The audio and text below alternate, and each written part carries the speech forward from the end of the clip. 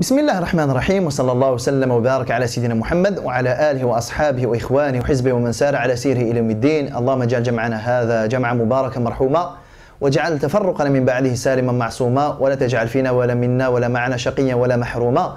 اللهم أخرجنا من ظلمات الوهم وأكرمنا بنور الفهم وحسن أخلاقنا بالحلم واجعلنا هداة مهديين غير ضالين ولا مضلين. Nous sommes toujours dans cette fin de deuxième année de l'Hijra, l'année de la bataille de Badr. Jusque-là, nous avons vu quelles étaient les conséquences directes et immédiates dans la composition même de l'Médina, de la victoire des musulmans lors de la bataille de Badr. Premièrement, l'émergence du groupe des hypocrites qui jusque-là étaient les polythéistes de l'Médina. On n'est pas un musulman, voilà, vivez votre vie, nous on vit la nôtre, vous avez votre religion, nous on a la nôtre. On n'a pas cherché spécialement à rentrer en conflit avec vous. Maintenant que les musulmans ont vaincu les polythéistes de Quraysh lors de la bataille de Badr, ces mêmes polythéistes al-Madina se sont transformés extérieurement en musulmans. Voilà, extérieurement, on est comme vous, mais intérieurement, Allah subhanahu wa ta'ala sait que ces gens-là sont toujours les alliés de Quraysh et sont toujours les ennemis du prophète sallallahu alayhi wa sallam. Une autre conséquence de la victoire des musulmans lors de la bataille de Badr, c'est le début de la trahison des tribus juives qui avaient Al-Madina. Ici en l'occurrence, première trahison de la tribu de Banu Qaynuqa. Bien sûr, il y a eu des conséquences dans le voisinage de Al-Madina, d'autres tribus qui ne sont pas musulmanes pour autant, mais qui ne sont pas loin de Al-Madina. Voilà, jusque-là, on s'était plus ou moins pas prononcé. Maintenant que les musulmans ont vaincu Quraysh, vous savez quoi, on va un petit peu se faire oublier. Nous ne sommes pas les alliés des musulmans, nous ne sommes pas non plus leurs ennemis directs, mais on va se mettre un petit peu à l'écart et on observe les ennemis.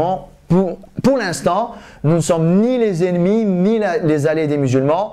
Il faut croire que les musulmans sont devenus forts, donc il ne faut pas trop leur chercher des problèmes pour l'instant. Donc ça a permis, mine de rien, de sécuriser la région médinoise, de sécuriser la périphérie, principalement la périphérie de l'Médina par laquelle transitent les caravanes commerciales qui partent vers la Syrie. C'est un élément très important dans la stratégie du prophète sallallahu alayhi wa sallam. On y reviendra dans quelques instants. Ce que j'aimerais qu'on relève jusque-là, c'est que, on l'a déjà dit plusieurs fois, là on le dit parce que c'est vraiment ce que le Nabi sallallahu alayhi wa sallam va faire et ce dont il fera preuve, ce dont il a fait preuve lors de la bataille de Badr, mais c'est ce dont il fera preuve pour deux événements, des petits événements qui ont eu lieu juste après la bataille de Badr et avant la bataille de Uhud et qui montrent que le Nabi sallallahu alayhi wa sallam, il est fidèle à lui-même sallallahu alayhi wa sallam. Il est toujours dans l'anticipation. On en a souvent parlé quand il était encore à Mecca, on en a parlé quand il est venu à Medina, quand il s'est installé, on en a parlé dans la préparation de la bataille de Badr. Le Nabi sallallahu alayhi wa sallam ne subit pas les événements. Les pires événements que l'on peut imaginer, les pires épreuves que le Nabi sallallahu alayhi wa sallam a pu encaisser et a eu à endurer, mine de rien, elles ne leur sont pas tombées dessus comme ça. C'est le Nabi sallallahu alayhi wa sallam qui les a provoqués. Prenez les événements que vous connaissez. Prenez l'événement de l'Hijra, c'est le Nabi sallallahu alayhi wa sallam qui l'a provoqué. C'est lui qui a été voir les Ansar lors du Hajj. Prenez même des événements douloureux. Prenez la fois quand il est sorti à Taïf, il s'est fait chasser. C'est lui qui a pris cette initiative. Ce n'est pas, il n'était pas assis et Thaqif sont venus, ils l'ont blessé. C'est lui qui a pris les devants, c'est lui qui a pris l'initiative d'aller à Taïf et donc c'est lui qui mène les événements. Il ne les subit pas. Prenez l'embargo. Le Nabi sallallahu alayhi wa sallam, c'est lui qui a provoqué en quelque sorte ces événements-là parce qu'il a décidé de rendre l'appel public, parce qu'il est rentré dans une phase où il a commencé à accoster tout le monde et à prêcher un islam de grande envergure. C'est lui qui a provoqué ça. S'il ne voulait pas que ce genre de choses arrive, il n'avait qu'à ne rien dire. Mais ce n'était pas possible. Donc le Nabi sallallahu alayhi wa sallam, il est toujours dans l'action et ce sont ses ennemis qui réagissent. Et ça lui donne un sacré avantage. Lorsque c'est vous qui prenez les devants, lorsque c'est vous qui prenez les initiatives, vous obligez vos ennemis à réagir. Vous gardez quand même une longueur de distance et vous les regardez eux en train de subir le cours des événements. Et le cours des événements, c'est vous qui l'influencez plutôt que de le subir. Rappelons que pour la bataille de Badr, Nabi sallallahu alayhi wa sallam, c'est lui qui a provoqué la bataille en quelque sorte. C'est lui qui a entendu parler que la caravane de Abu Sufyan revenait de Syrie et qu'elle repart vers Makkah. C'est lui qui a pris l'initiative de sortir et de l'attaquer et qui a donc engendré la bataille de Badr. Nabi sallallahu alayhi wa sallam n'attend pas les événements, il les provoque. Et là encore, alors c'est vrai, quand on lit des livres de Sira, et quand on arrive à la bataille de Uhud, on se dit, bon voilà, la bataille de Uhud c'est un peu normal, c'est la réaction de Quraysh, c'est la vengeance de Quraysh, c'était sûr et certain que Quraysh allait réagir et qu'ils allaient donc venir venger leur mort, etc. Bon, c'est vrai, ça c'est vrai, mais pourquoi ils ont choisi le moment-là? Nabi sallallahu alayhi wa sallam aussi, il savait que Quraysh allait venir, un de ces quatre, pour venger leur mort et récupérer un peu de fierté, un peu de dignité. Ça, Nabi sallallahu alayhi wa sallam, il en a été convaincu. Par contre, il y avait un facteur qui n'était pas maîtrisable. Quand est-ce que Quraysh vont venir? Bon voilà, je sais que Quraysh vont venir se venger. Quand? Je vais rester ici à Al-Madina, à vivre ma vie de tous les jours. Voilà, on se lève le matin, on va prier, on vit notre commerce, on vend, on achète. On vit une vie paisible en attendant que Quraysh vienne se venger. Ce n'est pas la manière de faire du prophète sallallahu alayhi wa sallam. Je sais que Quraysh vont venir se venger. Plutôt que d'attendre qu'eux prennent la décision de venir nous attaquer, et si on les provoquait nous-mêmes? C'est très ingénieux quand on regarde. Parce que lorsque je provoque l'attaque de Quraysh, ben, j'y suis préparé. Lorsque j'oblige Quraysh à venir, de toute façon ils vont venir m'attaquer. Ben, je préfère quand même que je sache quand, plutôt que d'attendre une attaque comme ça au dépourvu. Donc c'est assez incroyable. Lorsqu'on regarde ça, on dit, non mais attends, c'est lui, sallallahu alayhi wa sallam, qui a provoqué la guerre, c'est lui qui a provoqué la bataille de Uhud, c'est lui qui a obligé Quraysh à venir l'attaquer. Oui, c'est lui, sallallahu alayhi wa sallam, qui a contraint Quraysh à venir au moment-là.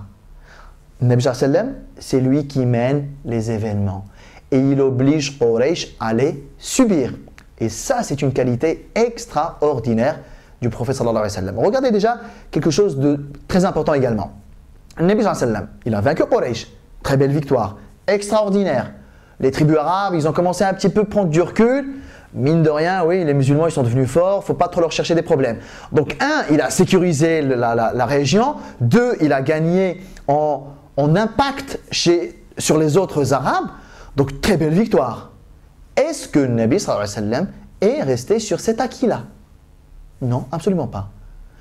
Quelqu'un d'autre, il aurait pu se dire, bon voilà, maintenant on a un petit peu calmé tout le monde, c'est bon, on peut reprendre le cours d'une vie normale et paisible, sans aucun souci, c'est bon, on a un petit peu fait peur à tout le monde, Quraysh on les a vaincus, c'est bon.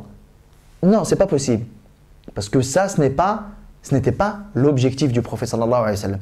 L'objectif, ce n'était pas juste de faire peur. L'objectif n'était pas juste d'anéantir Quraysh, si vous voulez. L'objectif du prophète sallallahu alayhi wa sallam est de propager la parole d'Allah subhanahu wa ta'ala. Et tant qu'il y a des gens à qui cette parole-là, la ilaha illallah, fait du mal, tant qu'il y aura des gens qui n'aiment pas cette parole-là, l'objectif du prophète sallallahu alayhi wa sallam n'est pas atteint. Victoire à Badr ou pas, victoire dans toutes les guerres ou pas. Tant qu'il y a des polythéistes, tant qu'il y a des prêcheurs et des prédicateurs du mal, le Nabi sallallahu alayhi wa sallam ne peut pas rester sur ses acquis. La meilleure manière d'agir est de toujours partir dans cet esprit d'anticipation, dans cet esprit d'initiative. Je contrôle les événements. Alors jusque-là, ça va.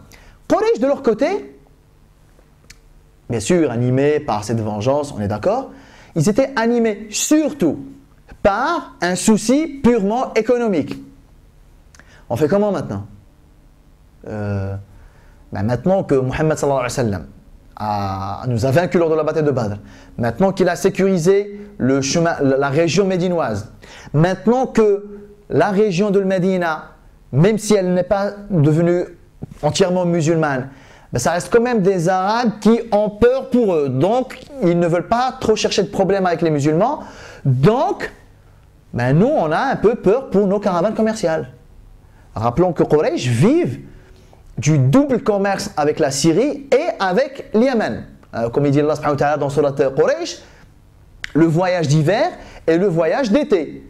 Le voyage vers la Syrie et le voyage vers le Yémen. C'est avec ce double voyage de commerce que Mecca vit, je dirais même survit. Alors si Quraysh ne peuvent plus faire du commerce, ne peuvent plus envoyer leurs marchandises en Syrie et ne peuvent plus y aller et ne peuvent plus importer de choses de Syrie, ben ils sont mal, vraiment mal de chez mal économiquement. Du coup, Quraysh, ils ont dit non, ben on ne peut pas laisser les événements se dérouler comme ça, on va nous aussi provoquer un petit peu les événements. Alors Abu Sufyan, qu'est-ce qu'il a décidé de faire? Il a dit, bon, là aujourd'hui, je n'ai pas les moyens d'aller combattre Nabi sallallahu alayhi wa sallam et les musulmans dans une vraie guerre, hein, comme Badr, comme Uhud. Je n'en ai ni les moyens humains, ni les moyens matériels. C'est encore tôt, Badr ça fait pas longtemps, on n'a pas encore récupéré, on a besoin de mettre à profit nos capitaux, donc on a besoin d'argent, donc on a besoin de commerce.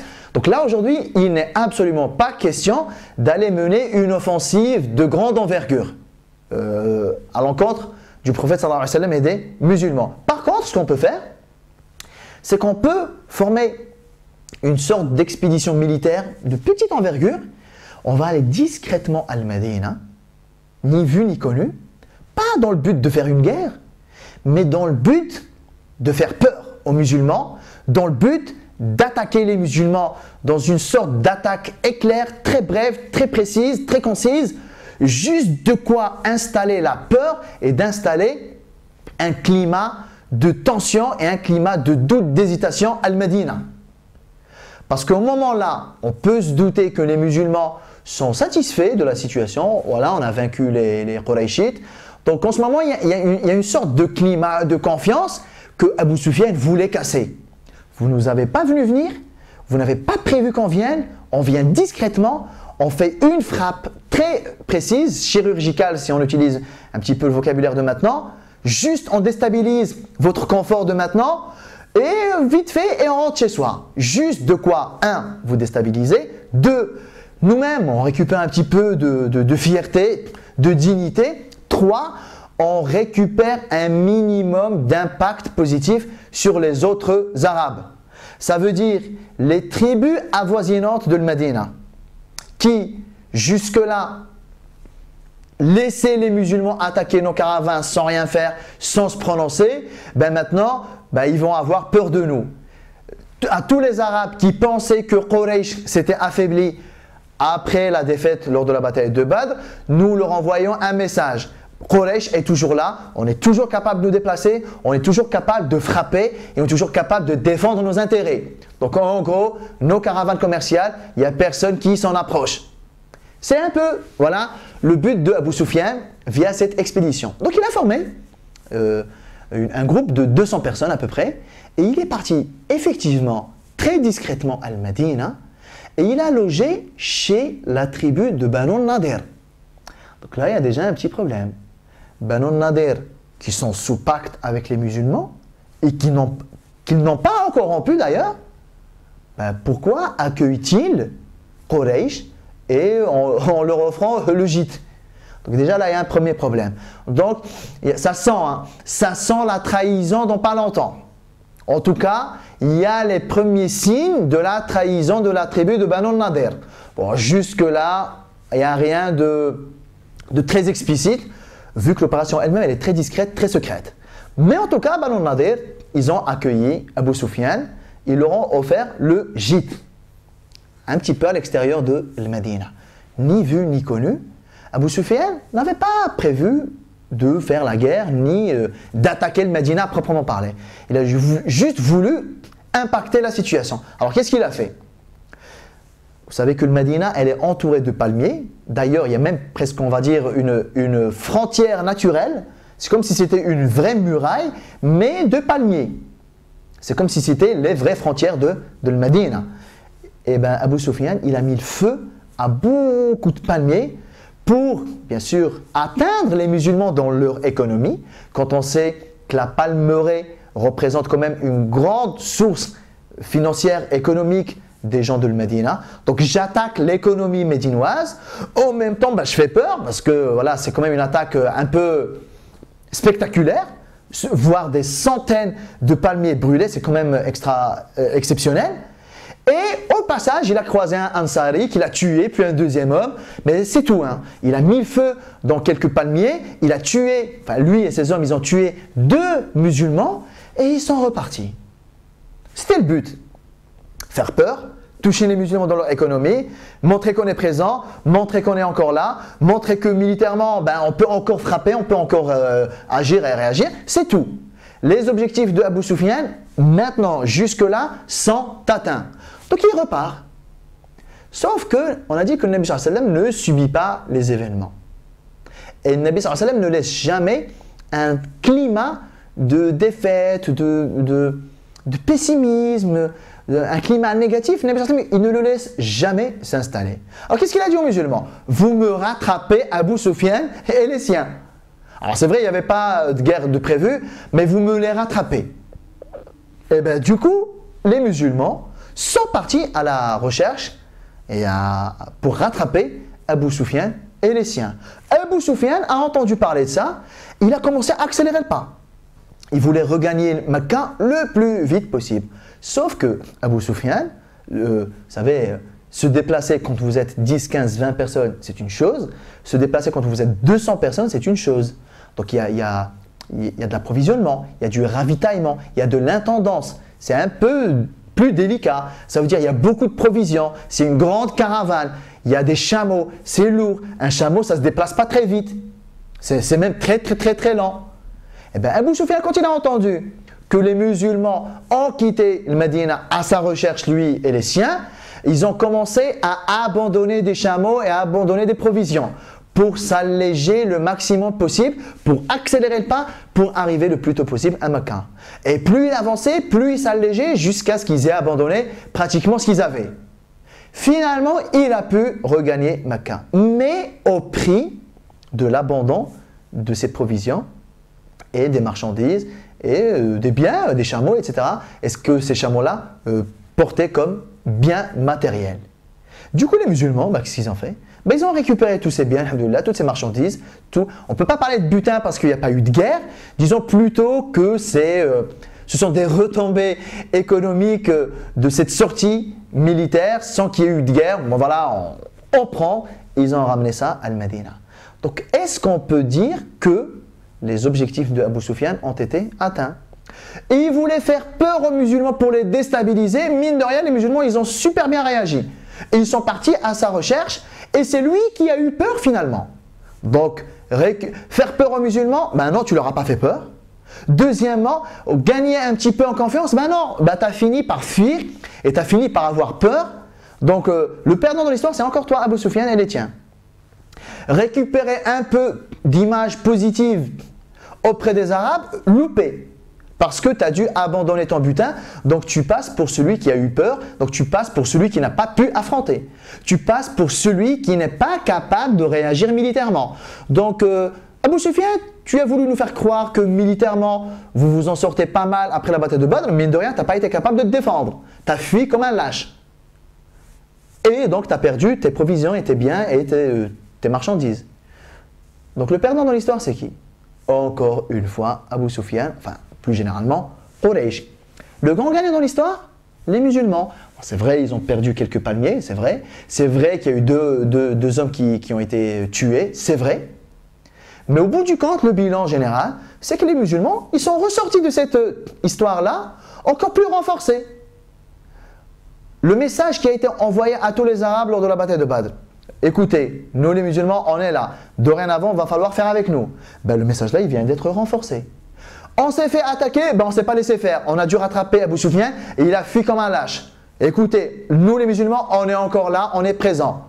Pas que vous croyez qu'on a été un petit peu dans l'acceptation et le contentement des acquis. On est là, on agit et on réagit. Que celui qui n'en est pas convaincu, il n'a qu'à venir essayer. Regardez ce qui est arrivé à Abu Sufyan. Donc mine de rien, les musulmans, ils sont ressortis subhanallah, de cette expérience-là, encore plus renforcés. Et Quraysh et Abu Sufyan, ils sont ressortis de cette expédition-là, encore plus rabaissés. Sauf que là, cet événement-là, il a déclenché une énorme crise, l'alerte générale au sein de Mecca. Parce que souvenez-vous, on avait dit que l'un des facteurs, si ce n'est pas le facteur principal de cette sortie, c'était que Quraysh puisse sécuriser le chemin qui reliait Mecca à Cham, à la Syrie. En faisant peur aux musulmans et donc aux Arabes, ils allaient pouvoir sécuriser, mettre en sûreté leur caravane commerciale. Donc là, c'est loupé. Du coup, leur caravane commerciale pour Cham se trouve toujours menacée sous le contrôle des musulmans, des Médinois. C'est eux qui contrôlent la région. Et ça, c'est juste pas possible. Parce que si Quraysh n'arrive plus à envoyer leur caravane en Syrie et n'arrive plus à faire revenir des caravanes de Syrie, c'est la mort assurée. C'est une mort économique assurée. Donc, le Nabi sallallahu alayhi wa sallam, en réagissant, parce qu'à la base, on peut dire, bon voilà, quelques palmiers, ça va, ils ont tué 2 hommes, ça ne sert à rien de les rattraper, peut-être que ça va éclater en guerre, on n'a pas prévu. Sauf que le Nabi sallallahu alayhi wa sallam, il a vu loin. Non, il faut que je rattrape Abu Sufyan, il faut que je fasse peur à Quraysh, comme ça je garde le contrôle sur le chemin économique et commercial de Quraysh. Pourquoi? Parce que le Nabi sallallahu alayhi wa sallam avait pour objectif, et pour, si vous voulez, objectif très à court terme, d'asphyxier Quraysh économiquement. Parce qu'il sait que le nerf de Quraysh, c'est l'argent. Et si j'asphyxie Quraysh économiquement, c'est quand même la grande branche armée de Quraysh qui va mourir, voire Quraysh tout entière. Donc le Nabi sallallahu alayhi wa sallam, il avait quand même une idée bien précise. Asphyxier économiquement Quraysh. Et Quraysh, ils se sont dit, qu'est-ce qu'on fait maintenant? Si on reste comme on est là, on va mourir. Le chemin, la route vers Cham qui passe par le Médina, c'est bon, hors de question, Mohammed contrôle ce chemin-là, sallallahu alayhi wa sallam. Ils ont eu une autre idée. Ils se sont dit, bon là, on ne peut pas faire autrement, on va aller en Syrie via l'Irak. Je ne sais pas si vous visualisez un petit peu la carte de la région. Pour aller de Mecca en Syrie, c'est simple, c'est une ligne droite, vous allez du sud vers le nord, vous passez par le Médina, vous montez tout droit, vous passez par Tabouk, vous passez par la Jordanie actuelle et vous êtes en Syrie. C'est un chemin tout droit, simple, connu de tous, c'est le chemin habituel des Arabes, des Qurayshites pour aller en Syrie. Là, le chemin là, c'est pas possible, donc on est obligé de contourner. Et contourner, et pas que d'un peu. Aller jusqu'en Irak pour aller en Syrie. Vous imaginez le détour? C'est énorme. Mais ils n'avaient pas le choix. Ils n'avaient strictement pas le choix. Alors c'est vrai que ça va coûter en argent et en temps. Si habituellement on fait 1 mois pour aller en Syrie ou quoi, voilà, ça va nous coûter beaucoup de semaines en plus, etc. Mais on n'a pas le choix. Donc on va faire ça. Nabi sallallahu alayhi wa sallam a entendu cette histoire-là. Ce qui montre que Nabi sallallahu alayhi wa sallam, bien que occupé et soucieux de la situation interne à Al-Madina, les hypocrites, je garde un œil sur eux. Les juifs, Banu Qaynuqa, on s'en est débarrassé, mais bon, il reste Banu Nadir, il reste Banu Qurayza, je garde un œil sur eux. Il y a les affaires des musulmans de tous les jours, il y a les autres tribus arabes, il y a l'économie, il y a. Avec tout ça, le Nabi sallallahu alayhi wa sallam n'a pas fermé l'œil et n'a pas fermé l'oreille sur ce qui se passe à Mecca. Le Nabi sallallahu alayhi wa sallam garde toujours un œil sur ce qui se passe ailleurs, particulièrement à Mecca. C'est pas parce qu'on les a vaincus lors de la bataille de Badr que ce dossier-là est clos. Il est loin, très très loin d'être clos. Donc il a eu l'info là. Alors qu'est-ce qu'il a fait le Nabi sallallahu alayhi wa sallam? On a dit le Nabi alayhi wa sallam ne subit pas les événements. C'est lui qui les provoque et il oblige Quraysh à réagir. Qu'est-ce qu'il a fait sallallahu alayhi wa sallam?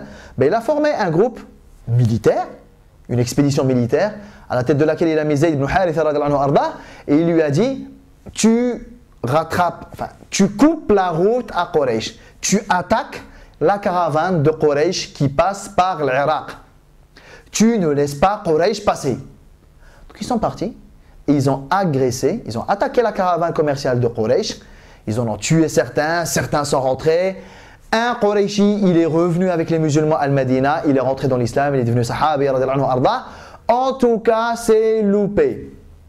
Alors vous imaginez bien, Quraysh, quand ils ont appris ça, alors si l'échec de l'expédition de Dhat al-Suwayq, c'est la petite expédition un petit peu éclair de Abu Sufyan, on l'appelle Dhat al-Suwayq.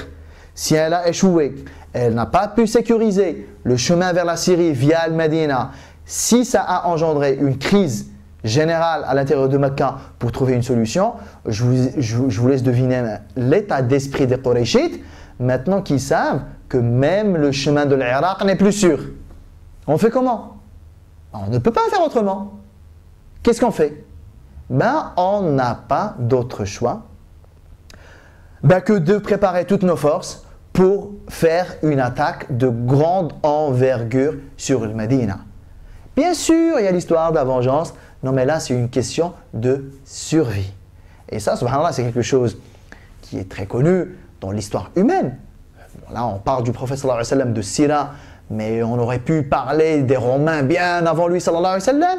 On aurait pu parler des Grecs, on aurait pu parler des Chinois, des Indiens, on aurait pu parler de toutes les civilisations qui ont précédé le Nabi sallallahu alayhi wa sallam. Et on aurait pu sortir 1001 exemples post-Nabi sallallahu alayhi wa sallam, même des exemples de nos jours. Lorsque économiquement, ça devient très serré, quelle est la solution? Faire la guerre. Alors Quraysh, ils sont arrivés à cette conclusion. Alors, qu'est-ce qu'on fait? Le chemin, il est coupé par le Medina, il est coupé par l'Irak. Qu'est-ce qu'on fait? On n'a pas d'autre choix. Il faut qu'on déclenche une vraie guerre de grande envergure. Alors, le tout pour le tout. De toute façon, si on ne fait pas ça, on va quand même mourir. Mourir pour mourir, on va tenter le tout pour le tout. Le dernier coup, la bataille de Uhud. Donc, vous voyez, quand on dit que le Nabi sallallahu alayhi wa sallam, c'est lui qui provoque les événements, mine de rien, comme il a provoqué sallallahu alayhi wa sallam la bataille de Badr en attaquant la caravane de Abu Sufyan, c'est toujours le Nabi sallallahu alayhi wa sallam qui a provoqué la bataille de Uhud. En coupant le chemin de Cham par le Medina et en coupant le chemin de Cham par l'Irak. Il a obligé Quraysh à sortir de son abri, il a obligé Quraysh à venir. Et ça, c'est extrêmement intelligent de la part du prophète sallallahu alayhi wa sallam. Vous savez pourquoi? Nabi alayhi wa sallam, il savait, tout le monde le sait, tout le monde aurait pu le deviner, que Quraysh n'ont pas digéré la défaite lors de la bataille de Badr. Donc, Quraysh se prépare à la vengeance. Donc, Quraysh vont venir, un de ces quatre, attaquer le Médina. Donc ça, c'est un secret pour personne. Vous le savez, je le sais. Quiconque a entendu parler de ces événements-là a pu comprendre que Quraysh était furieux. Et donc, venir venger leur mort était quand même une de leurs priorités. Il y a quand même un facteur qui n'était pas connu de tous, qui n'est même connu de personne. C'est quand est-ce que Quraysh vont venir attaquer le Médina. Alors, Nabi sallallahu alayhi wa sallam sait que Quraysh vont venir l'attaquer. Plutôt que de se dire, voilà, on vit notre vie en attendant que Quraysh vienne nous attaquer, c'est quand même mieux de savoir quand est-ce qu'ils vont le faire. Et entre nous, quel est le meilleur moyen pour savoir quand est-ce que Quraysh vont venir nous attaquer? C'est que je provoque moi-même cette attaque. Ce qui fait que le Nabi sallallahu alayhi wa sallam, lorsqu'il anticipe une chose, c'est qu'il y est préparé. Lorsque vous subissez un événement, vous n'avez pas beaucoup de marge de manœuvre parce que vous n'avez pas beaucoup de temps de réflexion, encore moins du temps de préparation. Vous n'avez pas envisagé le scénario 1, le scénario 2. Mais lorsque c'est vous qui provoquez les événements, lorsque c'est vous qui prenez les initiatives, avant de passer à l'acte, vous avez déjà prévu le scénario là, l'éventualité là, la possibilité là, si ça, alors ça, sinon, alors ça. Vous avez bien pu planifier. Et vous n'avez qu'à déclencher l'élément provocateur pour que les événements se déroulent. Généralement, comme vous avez prévu de le faire, mais même si les événements ne se passent pas comme vous l'avez prévu, vous avez quand même une meilleure marge de manœuvre que vos ennemis parce que eux ne font que subir les événements. Et je pense que ça, c'est vraiment l'enseignement principal de cet épisode. Premièrement, ne pas rester sur ses acquis. Alors, vous avez remporté une victoire, vous avez remporté quand même quelque chose de positif, ne restez pas sur cet acquis-là. Mais c'est vrai ici, mais c'est vrai dans mille et une choses de la vie. Hein. Vous avez réussi un examen, ne le prenez pas pour acquis. Vous avez réussi un concours, ne le prenez pas pour acquis. Vous avez réussi une transaction commerciale, ne la prenez pas pour acquise. Et subhanallah, c'est fou comment on observe que même dans le monde de l'entreprise, vous avez des entreprises qui marchent très bien, mais au lieu de se développer, au lieu de provoquer, au lieu d'anticiper, au lieu d'être dans l'anticipation, se retrouvent à subir les événements, et bien leur croissance elle faiblit, leur business il faiblit, et jusqu'à ce que leur business disparaisse. Et vous avez des entreprises qui vont faire un coût marketing, un coût commercial énorme, qui va leur faire rentrer des milliards de bénéfices, mais ils ne vont pas se dire, bon ok, on a fait rentrer tant d'argent, ok c'est bon, on reste sur cet acquis-là.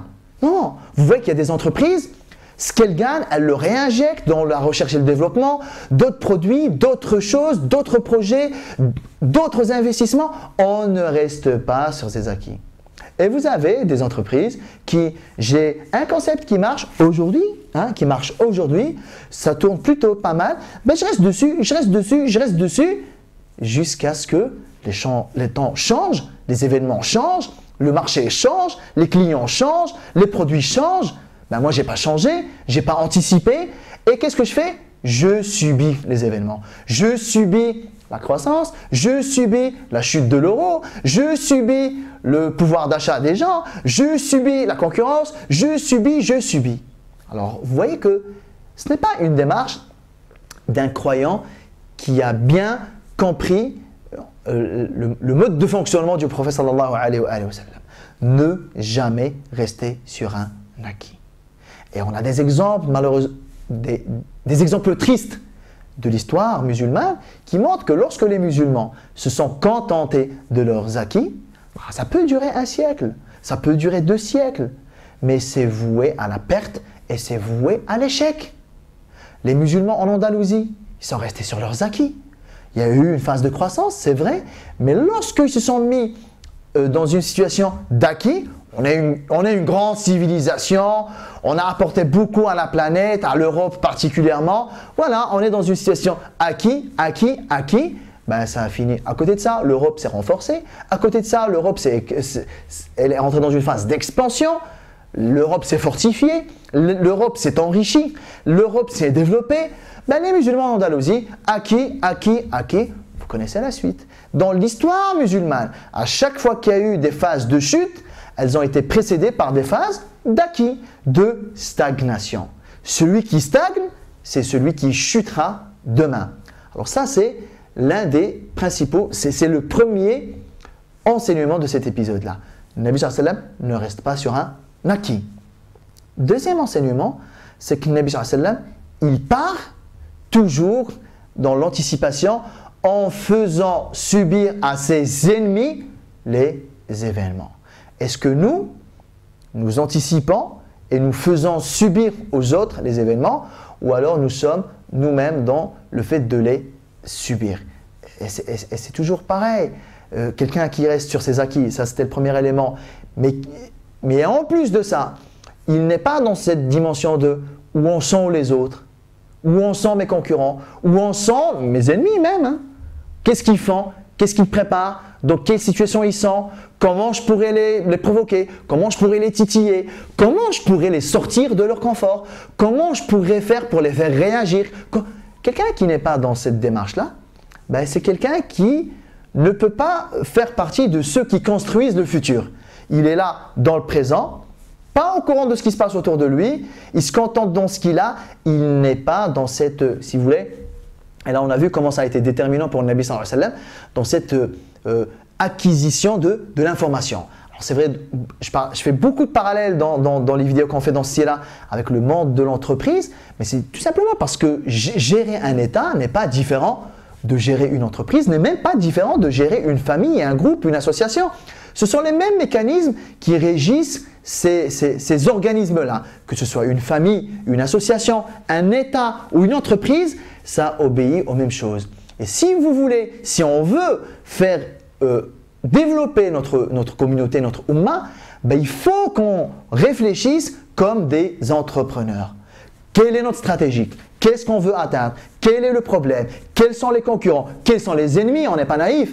Quels sont les gens qui veulent nous anéantir? Quels sont les gens qui veulent nous faire disparaître? Quels sont les gens qui attaquent clairement et directement notre islam, notre foi? Quels sont les gens? Qui sont ces gens qui montrent en quelque sorte patte blanche mais qui sont là pour quand même nous nuire? Qui sont les gens qui sont parmi nous mais qui servent les intérêts des autres? Mais tout ça, il faut être vigilant. Tout ça, c'est quelque chose de quotidien et de réel. Alors si on ne sait pas comment le Nabi sallallahu alayhi wa sallam a fait avec ses ennemis, comment il a fait avec ses alliés, comment il a fait pour provoquer les événements au lieu de les subir, ben on ne voit pas trop comment nous, on pourrait nous en sortir. On ne voit pas trop comment nous, on pourrait gérer notre propre famille, nos propres associations, nos mosquées. Et au sens le plus large, on ne voit pas comment on pourrait gérer et développer notre Ummah. Alors ces deux enseignements, ne jamais rester sur un acquis et partir toujours dans la prise d'informations pour avoir de l'avance sur ses concurrents, voire sur ses ennemis et toujours provoquer les situations, les événements plutôt que de les subir. Wallahu ta'ala a'lam wa sallallahu sallam wa baraka ala sayyidina Muhammad wa ala alihi wa ashabihi ajma'in. Je vous retrouve la semaine prochaine. Wassalamu alaikum wa rahmatullahi ta'ala wa barakatuh.